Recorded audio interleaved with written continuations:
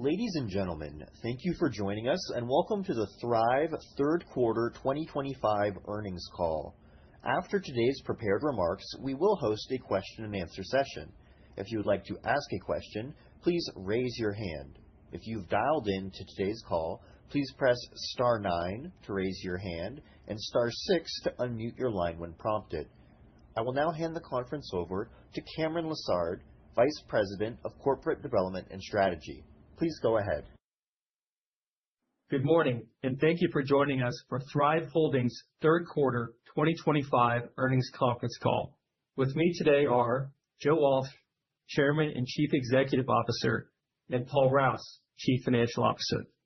During this call, we will make forward-looking statements that are subject to various risks and uncertainties. Actual results may differ materially from these statements. A discussion of these risks and uncertainties is included in our earnings release and SEC filings. Today's presentation will also include non-GAAP financial measures, which should be considered in addition to, but not as a substitute for, our GAAP results. Reconciliations of these measures can be found in our earnings release. As a reminder, on this call, SaaS revenue reflects the combined performance of Thryv and Keap. We will only specify Keap's performance when discussing its revenue contribution for the quarter and fiscal year. With that, I'll turn the call over to Joe Walsh, Chairman and CEO. Joe? Thank you, Cameron, and good morning, everyone. I'd like to give you an update on our business transformation, some of the progress that we're making, and then Paul will take you through this quarter's numbers after that. First thing I want to do is update you on our Grow conference. 2 weeks ago, we had out in Arizona a small business growth conference. It was broken into 2 pieces. The first couple of days were a partner conference, a lot of the partners that both Keap and Thryv have, which is really now one partner community. And I have to tell you, when we first met them a year ago, they were a little bit angry. They were saying, we've not been invested in enough by the prior ownership of Keap. And we feel like you owe us certain deliverables. And so I must say our partner results this year have been okay, but they've not been the kind of big lift that we were looking for. And so we worked really hard with these partners to figure out what kind of updates they need, what kind of partner portal they need, what kind of REST API updates, what kind of product improvements, and which things really mattered. And we've delivered a lot for them. And so this partner update was like Christmas, us delivering on the value that they were looking for. And so I have better expectations as we go into 26. I think these partners are pretty impressed at the pace at which we are delivering and innovating the software. So that was great. And the second part of the conference was small businesses. Hundreds of small businesses came in. Obviously, some existing customers came to learn more about how to use the tools, but I was surprised at how many prospective customers came. Customers that, in some cases, are on some other tool or aren't on any tool, who came to learn more about how to market their business. And we presented to them a really simple growth model of market, sell, and grow, and showed them how particularly Marketing Center can give them the foundation for growth. Marketing Center is our fastest selling product. It's really become the tip of the spear for us as we've settled in on this kind of market, sell, growth strategy. And it really gives you all the good hygiene. It gets your listings managed all across the web. It gives you a well-built website that's not only search engine optimized, but it's answer engine optimized, which is really important because the answer engines are gaining share every day. So we've built the knowledge graph on these sites, and we're continually tweaking the sites to make sure that they're really answer engine friendly and bringing you up high on those results. And so that's been really big as well. When you have a Marketing Center, you have call tracking numbers, so you can track results everywhere, online, offline. So you can figure out the truck wrap that you have. Does that pull calls? The yard sign you have in front of the job that you're doing. When you're doing stuff in social, how is that pulling? And you can even look at one social, personality versus another and what's pulling the best. If you're running search campaigns, you can track everything. And what we're finding is a lot of people are using Marketing Center, even if they're using someone else's CRM. That they might be on one of our sort of competitor CRMs, but then using Marketing Center in order to manage their marketing. It's the best thing available in the market. So we're pretty excited about the progress we're making there. The Grow Conference was really a confirmation that these small businesses want to get their marketing right. They really want to find a way to be found and consistently measure what's working. So we're excited about that. We were also able to update the attendees on the AI developments that we've experienced. We're rolling out lots of AI within the software. We've got social captioning, where when you do social posts, it can help you write that social post in your personality. If you are posting a photo, it can help you caption that, suggest several captions. You can pick the one that you think works the best. Review response is a big deal because lots of these small businesses have a tough time keeping up with reviews. So the software goes and finds a review, brings it to you, make sure you don't miss it, and suggests several review responses. And you can just pick the one in the middle, or the one that you think is the best voice for you, and it posts it, and it's all taken care of. And you don't have to kind of make a sticky note to remember to do it. It's all happening in real time. Your listings, it is helping you with everything, with service descriptions. If you've got a new area of your business or something, you can use the AI to help you write a very professional service description of what you do, so that so not all of our customers are the best wordsmithers, so it kind of gives them a more polished base. Everything to do with websites. We've got obviously a service that we provide as a company to build big, powerful websites for customers, but sometimes they don't need all that. And so we've got a simple AI website builder now. It'll be out in a couple of weeks that will allow a small business to come in and just spin up a quick website using AI. Copywriting assistant. When you're sitting there and you're doing any kind of copywriting for landing pages or trying to build a little email campaign, we've got that built right into the tool where that's happening. You've got call analysis. This is something we've had in beta for a little while. It's working really well, where it takes your calls and actually gives you a transcript of the inbound call and then does lead scoring on it. I was talking to one of our partners at the conference who was in on the beta, and he was telling me about a dentist that he has out in the Pacific Northwest who, over a 2-day period of time, got 27 leads. He got a full transcript of the entire call, and they were all lead scored. And the dentist was just dumbfounded. He said, "I can't believe this. That this 27 leads, and they're scored, all the details." And the partner said, "Hey, it's just the beginning. This is the future. This is what these guys are delivering." So really excited about the lead scoring and call analysis. So AI is being used throughout the product to make it easier for small business people, kind of meet them where they are. And obviously AI is doing a lot internally for us as a company. All the fulfillment that we're doing, where we're building sites, doing social, we're using AI to amplify our productivity. Our legal department uses it. We're using it in accounting. We're using it all over the company. So, you've probably heard from other businesses that they're finding, meaningful efficiency there. And then maybe most importantly, in our software development team, they're using all the latest tools to amplify and speed up the roadmap of development, and then obviously using AI for QA, trying to make sure that the quality is there and speed up the process of finding if there are already bugs, get to the bottom line, get it sorted, and get them squared away. So AI has been a big lift for us. It's been a big part of our progress that we've made this year, and really feel as though the availability of AI in the software is a big tailwind for us as we go into next year. Really excited about that. So I've got a couple other comments to make later, but I know you're anxious to hear the numbers, so let's turn it over to Paul and let Paul take you through the numbers. Paul? Thanks, Joe. Let's dive into the numbers. SaaS reported revenue was $115.9 million in the third quarter, representing an increase of 33% year over year. Keap contributed $16.8 million in the third quarter. Excluding Keap, Thryv SaaS business grew 14% year over year. SaaS adjusted gross margin increased 80 basis points year over year, reaching 73%. In the third quarter, SaaS adjusted EBITDA increased to $19.6 million, exceeding guidance and resulting in an adjusted EBITDA margin of 17%. We ended the third quarter with 103,000 SaaS subscribers, including 13,000 from Keap, representing a 7% increase year over year. With a large established customer base now in place, our focus is on increasing spend per customer by driving adoption of more products and solutions, especially among our high-value clients and larger businesses.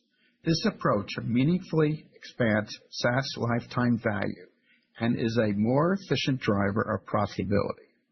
In the third quarter, overall SaaS ARPU reached $365, with Thryv at $355, up sequentially, and Keap ARPU remaining strong at $437. Seasoned NRR declined to 94% this quarter, primarily reflecting noise introduced as we transitioned legacy digital marketing services clients onto our modern SaaS platform. As we systematically wind down older tech platforms on our marketing services side, we are upgrading clients to our current software offerings while honoring their previously committed pricing, vastly improving the value they receive, but introducing a wave of smaller accounts into our base, which temporarily impact ARPU at the time.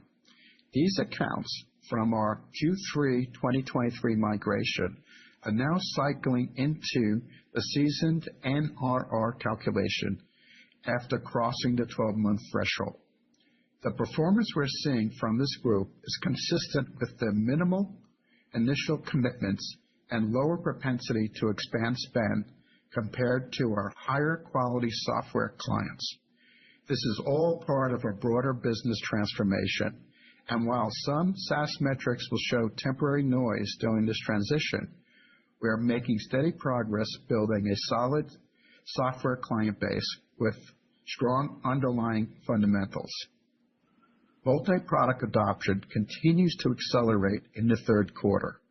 Clients with 2 or more SaaS products grew to 17,000, or 20% of our base, compared to 15,000, or 16% a year ago.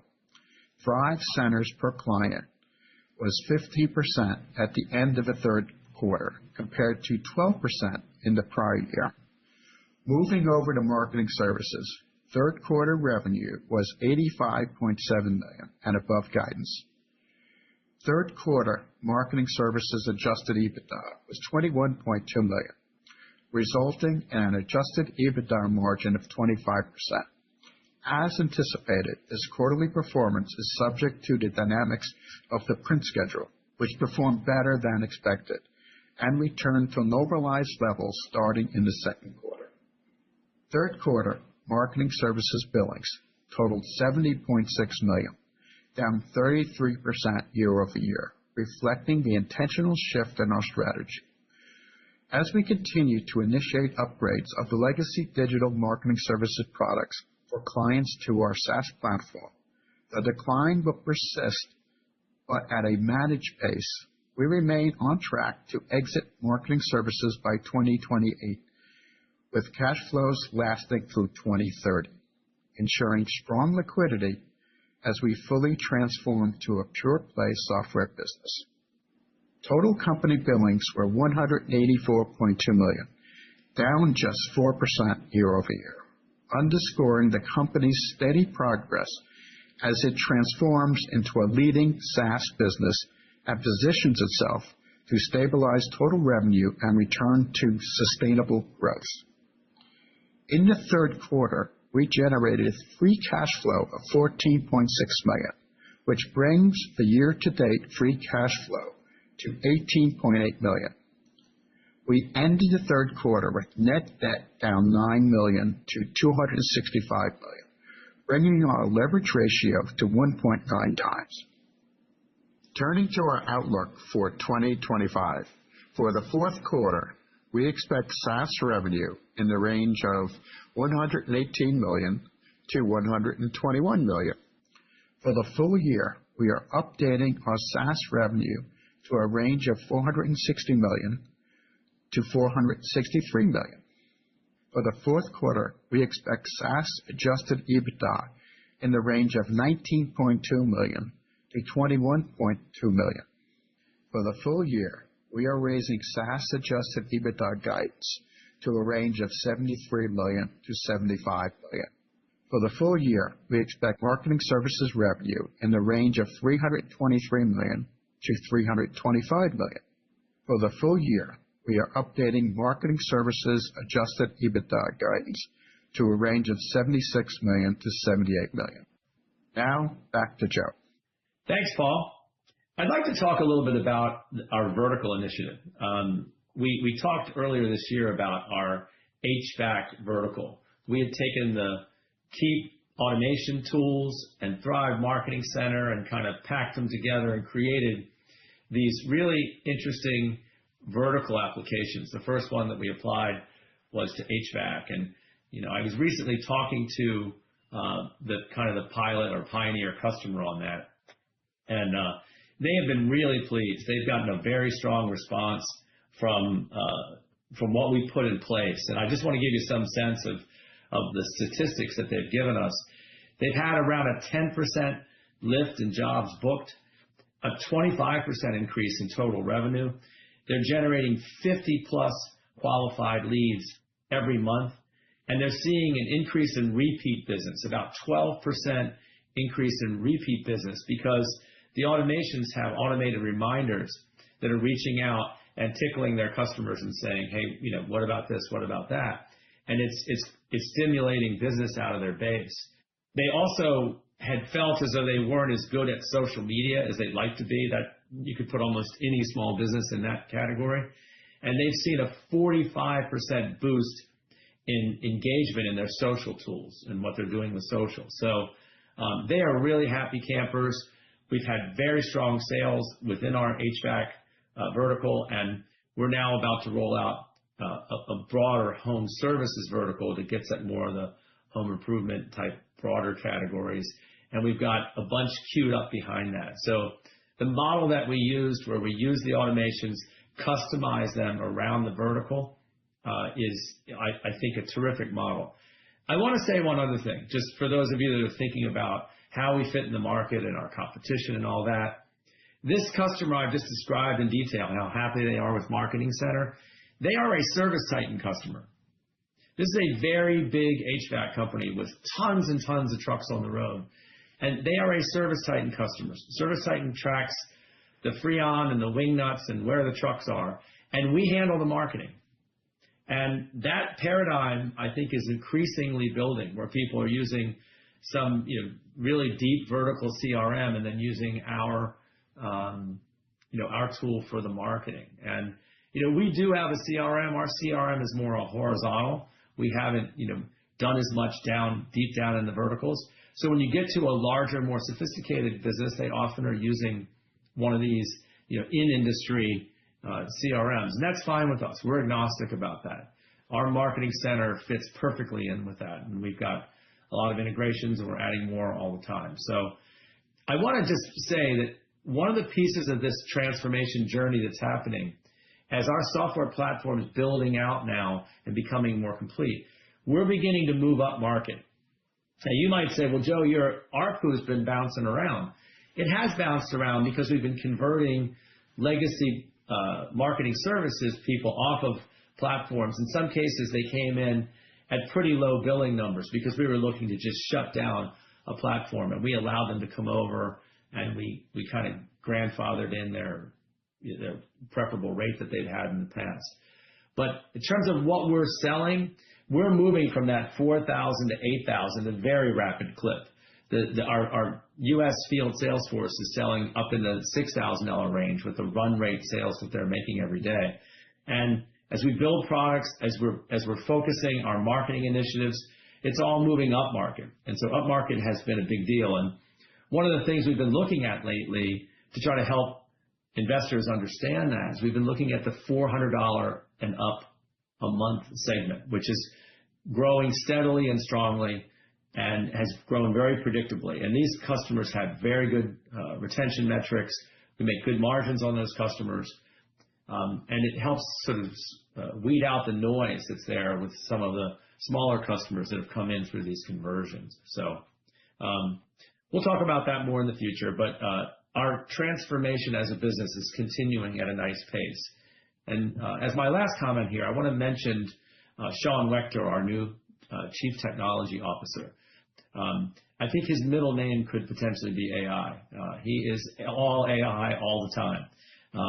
And we're really excited about what we think we can do with Sean in the year ahead to really up-level even further our integration of AI and our pace of throughput through our engineering team. So really excited to welcome Sean to the company, and I'll stop there and turn it over to questions. Operator? Thank you. We will now begin the question and answer session. Please limit yourself to one question and one follow-up. If you would like to ask a question, please raise your hand now. Please stand by while we compile the Q&A roster.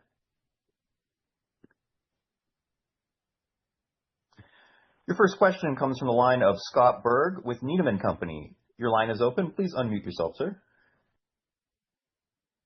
Hi, everyone. Thanks for taking my questions here. Joe, I wanted to start off on the SaaS business. Obviously, growth remains reasonably strong, but you did miss your guidance in the quarter on a very minimal amount, but did come in at the very low end of the range. Help us understand kind of what's happening, whether it's on the new sales side or the expansion side, to kind of drive the results versus your expectations 90 days ago. Thanks. Yeah, I mean, look, as you say, we are making really good progress transforming what used to be a phone book business into a SaaS software business. And there's a lot of execution involved. And, our execution wasn't flawless in this quarter.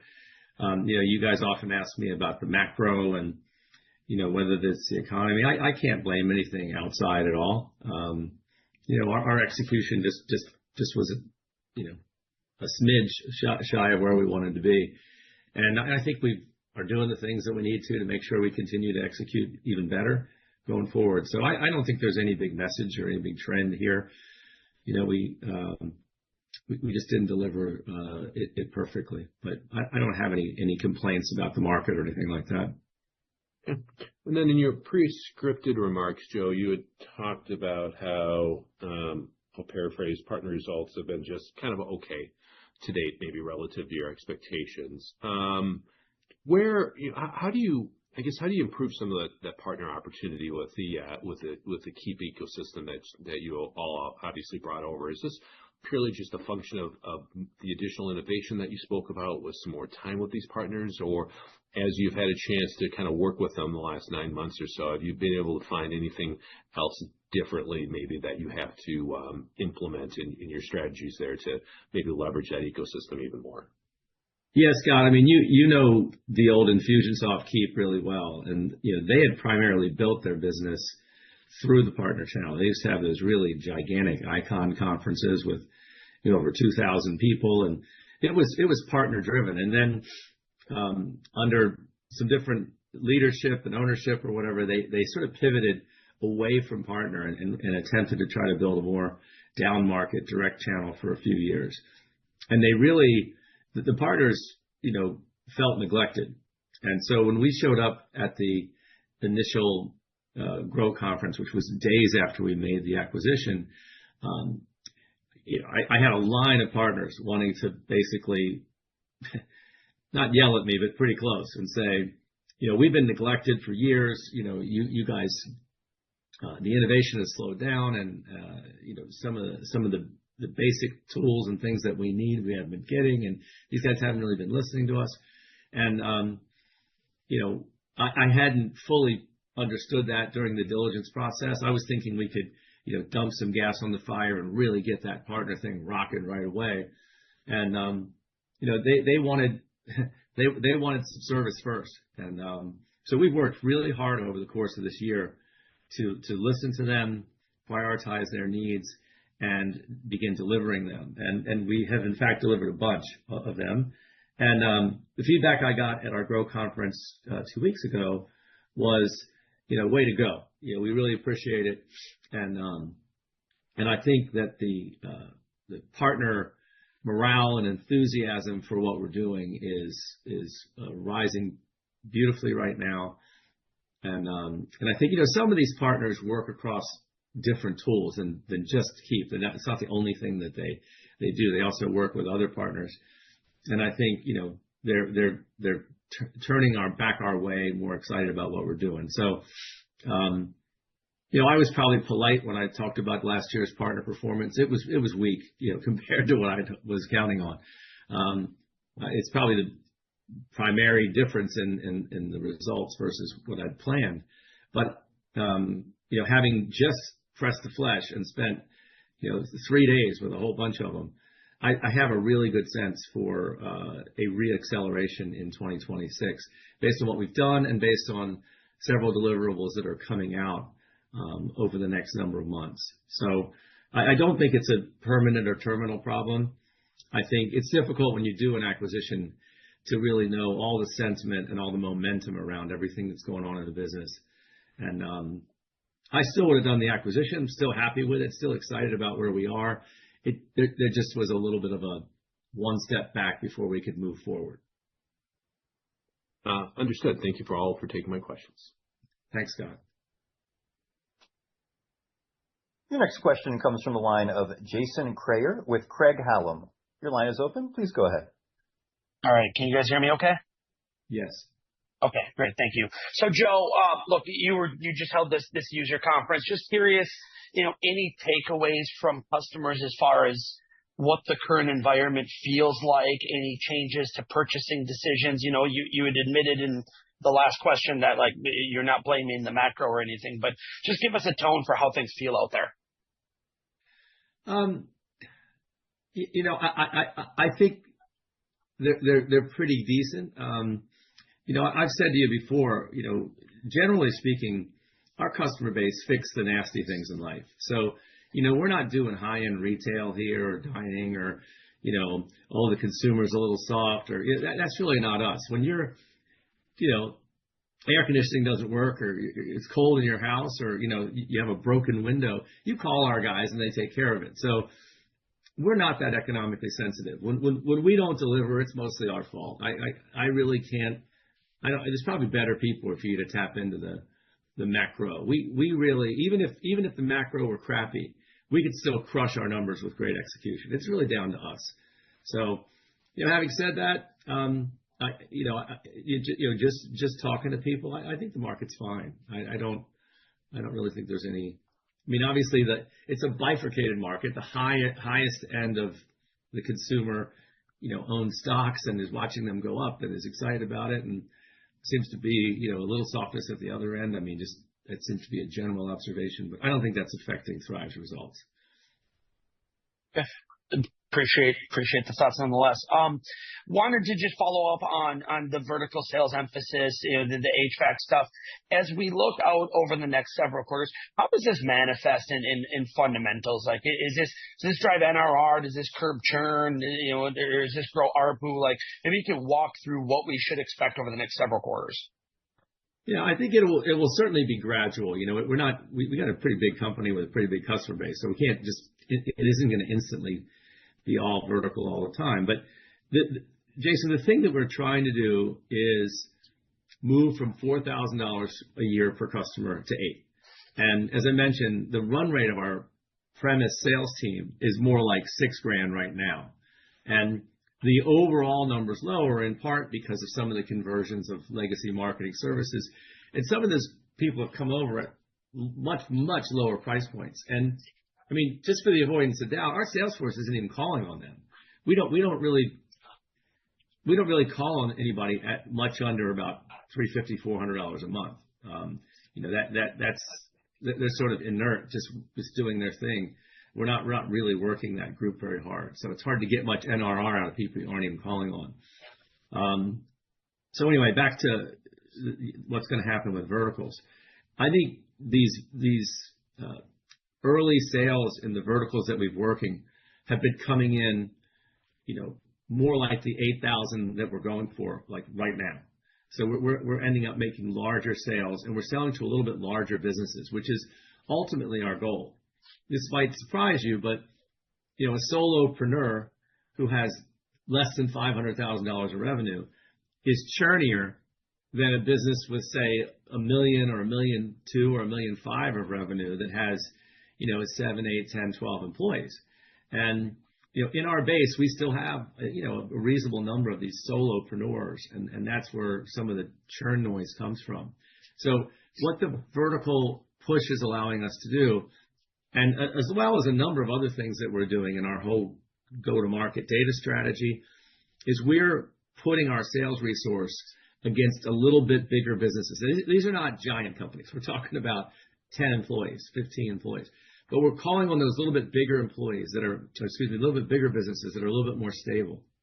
And the vertical program is allowing us to really get traction there, because sometimes when you call on a bigger business, they'll say, "Oh, I already have a CRM," because we offer a CRM.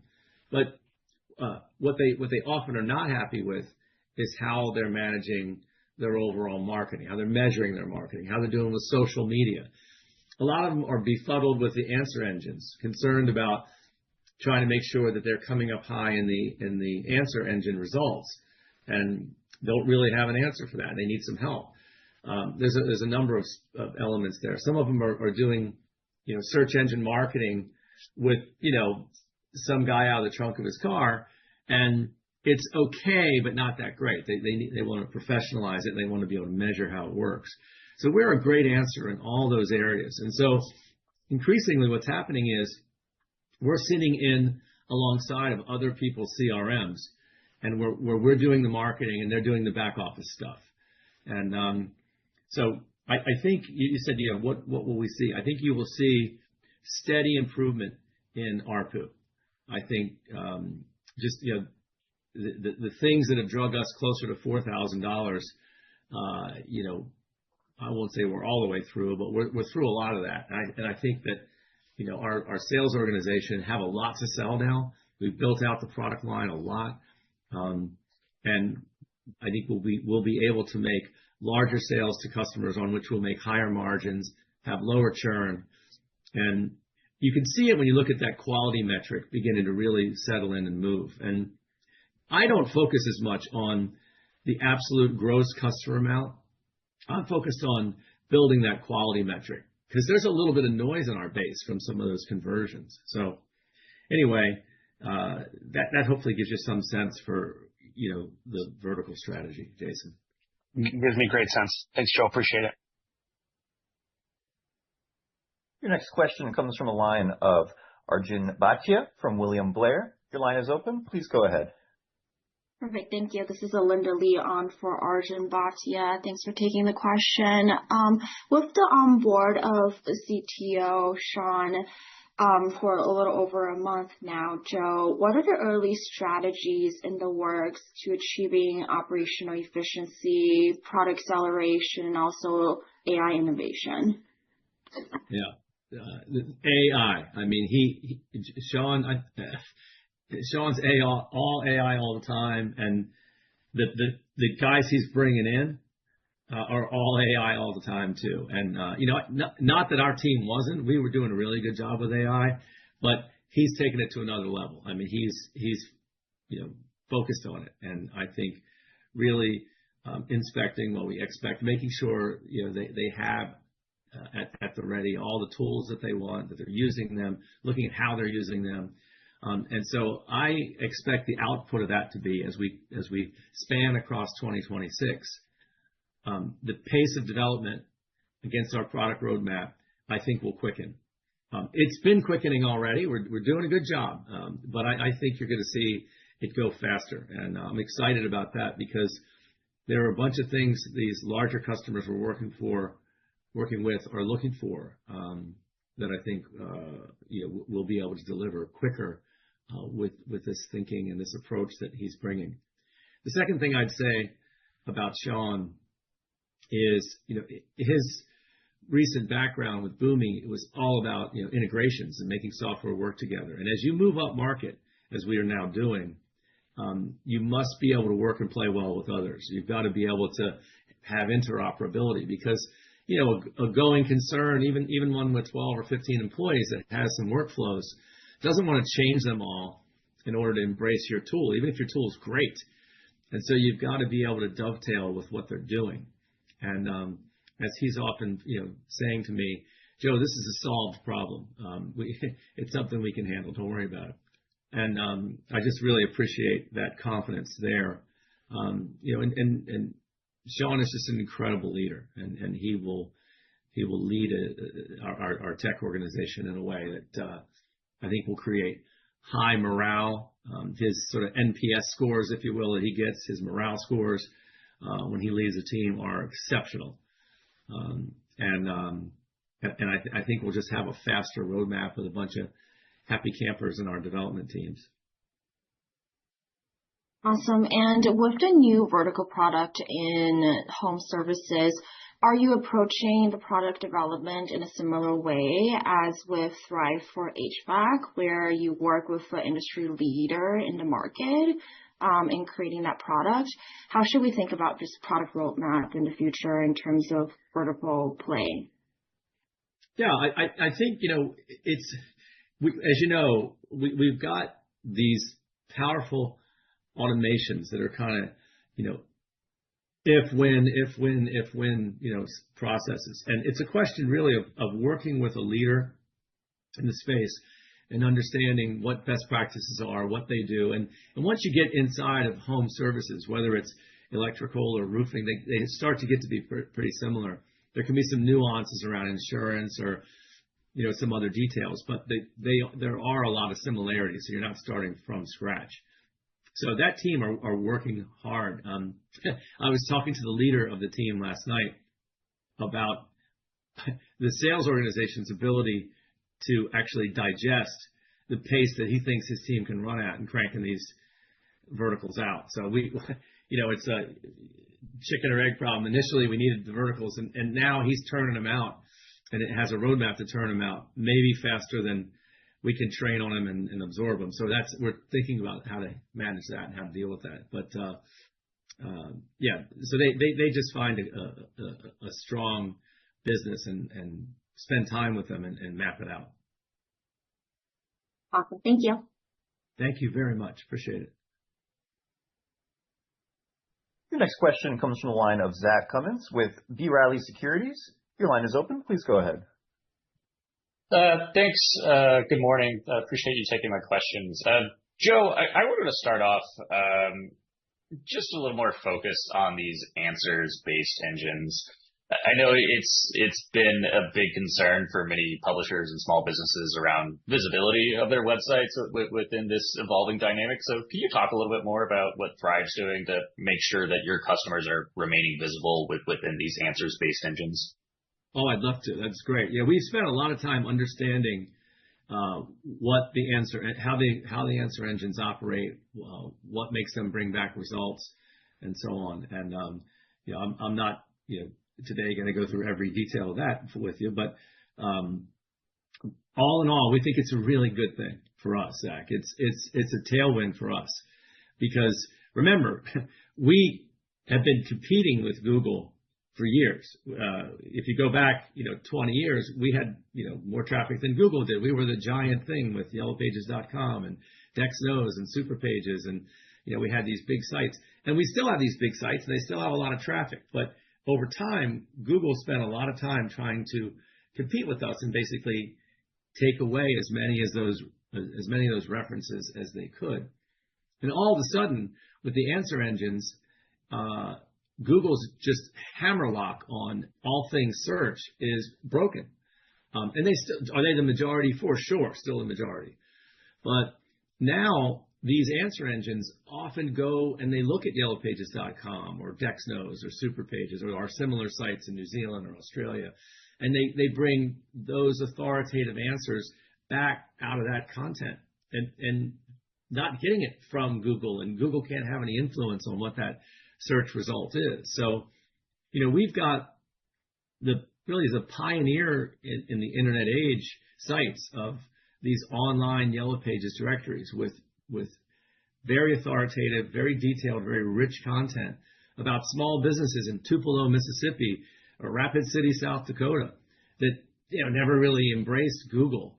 And those answers are popping right up in these answer engines, which is awesome for us. It's allowing us to deliver more value than we might have without this. So that's good. And then secondly, remember, we build and host websites for people, some 54,000 or something like that at the moment, and more coming in every day. And we're really good at this. We understand how to create sort of a knowledge graph in a way that the answer engine is looking for it. And we understand how to do AEO, answer engine optimization, how to make sure that everything about the way we present a small business's information, both on their site and even off-site, if we're working with them in social or some of the other listings management areas that we care for customers in some of our add-ons, and we can optimize them and help them do better. And that story I mentioned briefly about the partner who had the dentist, in addition to just, going with Thryv, he had also authorized doing some of these extra things. And that 27 leads overnight was like a shock for that guy. He was really excited about it because he basically turned the spigot on and let us do our thing. And the answer engines are a part of our thing now. So, I would say if you offered me a world where, I had the answer engines or not, I would take them all day and twice on Sunday. It's really been great for us. And I don't mind Google loosening their grip just a little bit on everything. Understood. And my one follow-up question is just around balancing ARPU expansion with looking for ways to continue to grow the customer base. Obviously, ARPU expansion has been the bigger driver here in recent quarters, and it looks like that's going to continue to be the case as you get more quality customers within that SaaS customer base. But can you just give us a sense of maybe when we hit that inflection point and we start to see stabilization in that gross customer count, and maybe you're getting a little more of a balanced contribution from both customer growth and ARPU expansion?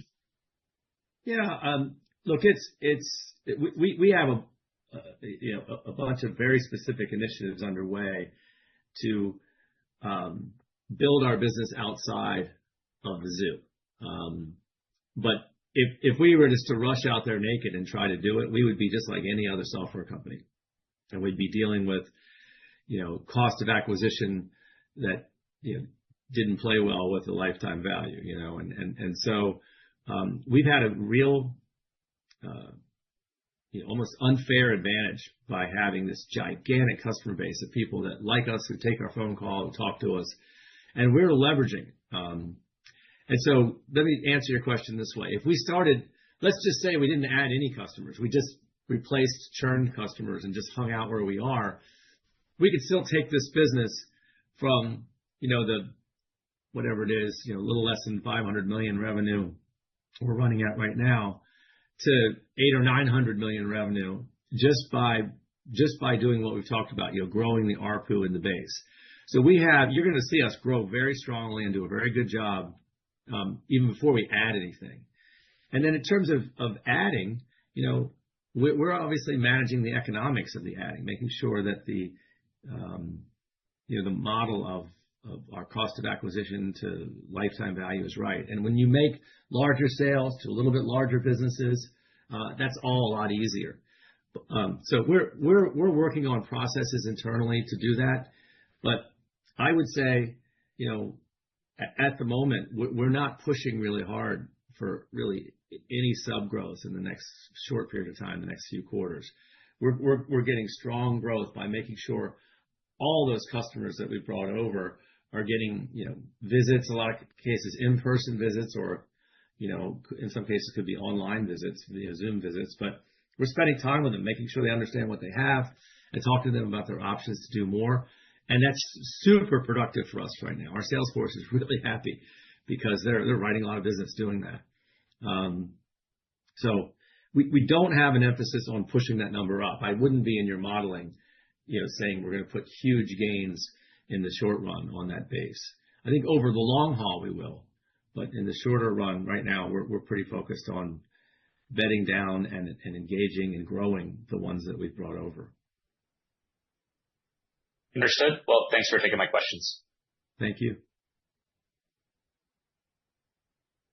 Your next question comes from Matt Swanson with RBC. Your line is open. Please go ahead. Oh, great. Sorry. Great. Thank you guys for taking my questions. I really appreciate the quality SaaS client metrics, new disclosure, as you mentioned, reducing a lot of that noise. Can you just talk a little bit more, maybe as a follow-up to that last answer, of the trends you're seeing within that cohort, especially now that we've gotten to 77% of the client base? The assumption would be that that group is going to start to be much more broadly reflected in the business results overall. So just kind of trends that you're seeing in that group relative to the overall business. I'd love to. And I really, Matt, I appreciate the question because it's really at the heart of this. I think sometimes people look at our business and they have a hard time really perceiving it because it's in transformation, and you see the top line revenue bouncing around based on the pub schedule, within the print business as it runs off. And then there are customer bases or customer groups, in some cases, that came over in clumps, some of which are pretty far below the spend levels that we're spending time with our field sales force. And so it creates noise in the numbers, and you're like, okay, what's the pattern here? And so I think if you look at these customers spending $400 or more, they tend not to be solopreneurs. They tend to be, businesses with, multiple employees and, a little bit of billings. They're actually kind of real companies. And so, they tend to churn less. And their willingness, their interest, their ability to buy more tools from us, buy more software from us, and utilize it is greater. And so we find we're able to talk to somebody in the business who's managing, the marketing or managing the software, and we're able to, work with them and talk with them about that. So that's very rewarding for us. And a lot of times these businesses are also succeeding. They themselves are growing. And so, year over year over year, they have more revenue, they have more resources, and they have a greater ability to buy more. And it's a virtuous circle where our offerings are helping them get leads and grow and build their order book. And with that growth, they then can buy more stuff. And they start getting more and more employees, then they can put them on Workforce Center and all these other kind of virtuous circle things. So that's pretty much what we talk about every day in the company, and what we're working on is these customers that we're actually able to spend time with and work. And we have kind of a little bit of a sort of an unwritten rule, but we're trying to service those very tiny customers through online channels and chat and so on, and really not spend as much time with them, because it's obviously our time is super expensive. So we're spending time with the larger businesses where we think there's upside to grow. So I think you will see over the coming quarters that quality metric is what we've accomplished. And you're going to see that thing steadily building. And they're buying multi-product. Their spend levels are good. Their churn levels are fairly low. And I think you'll see us building on that. And that's really the core of what we've established here through this process. That's really helpful. And then I just wanted to kind of combine two comments that we made earlier in the call. At one point, we were talking about there's some regions that, in the SMB space never fully adopted things like Google. And now we're rolling out, AI and optimized search. And I was curious about, first you develop the products, but then also how do you go to market with some of this, brand new cutting edge technology, the businesses that might be a couple generations behind technology wise, and really letting them know or perceive kind of what the value to them is going to be from this. We were just talking about this yesterday. You don't go around, walk in there talking about, automations and AI and, blowing their mind. You make it pretty simple. And, you talk to them about their ads and listings in the directories, making sure they're right, making sure their listings are correct all across the web, making sure they have a good hygiene, basic website and a good foundation. you keep it all pretty basic and straightforward. But, like that ad in the old days for the tomato sauce ragu, it's in there. They used to say it's in there. If they have questions about any of these latest things, you can explain it's in there. I mean, AI is right in there, and it's available. But we don't lead with that. You can intimidate a customer really quickly with a bunch of acronyms and throwing around all kinds of fancy terms. So we try to build it up off of a foundation, and Marketing Center is an amazing foundation. For a century, people have been saying, I know a lot of my advertising is wasted. I don't know what it is. And within Marketing Center, you can tell exactly what works. We are able to put call tracking numbers on offline things, online things, everything you do. You can take a look at heat maps for your website, bounce rates for your website. You can put widgets on your website, chat tools. Every which way somebody can come at you, we can measure it and facilitate it and improve it through Marketing Center. And, for a lot of people, the money they spend on outreach to try to make the phone ring and bring in more leads is near and dear to them. And the promise of having a way to optimize it and measure it and then tie it back to their order book, even for somebody, in Rapid City, South Dakota, that's something that's an exciting prospect. And we just try to keep it, keep the jargon out of it. And remember, we've got a guy that's been in Rapid City, South Dakota for 140 years. Maybe not that exact guy, but as a company we have. We started in 1886. So we have that relationship. We're there. We're already working with them. And those flyover places, we do really, really well in those flyover places.